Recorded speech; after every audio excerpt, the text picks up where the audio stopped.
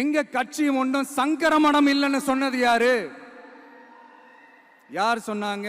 ஏன் சொன்னாங்க? எதுக்கு சொன்னாங்க? இப்போ உங்க கட்சியில என்ன நடந்துகிட்டு இருக்குது அதையும் கொஞ்சம் யோசிச்சு பாருங்க, இதையும் கொஞ்சம் யோசிச்சு பாருங்க. அதனால பாப்பா, பவள விழா பாப்பா, நீ பாசாங்கு காட்டாத பாப்பா. நீ நல்லவர்கள் போல் நடிப்பதை பார்த்து நாடே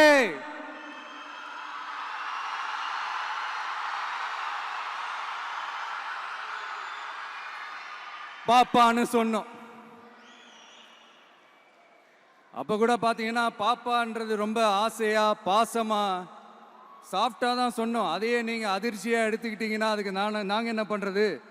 அதே நீங்க விமர்சனம்னு சொன்னீங்கன்னா நாங்க என்ன பண்றது? இன்னும் நாங்க விமர்சனம் செய்ய ஸ்டார்ட் பண்ணவே இல்லையே, இன்னும் நாங்க அடிக்க ஸ்டார்ட் பண்ணவே இல்லையே, அதுக்குள்ள அலர்னா எப்படி?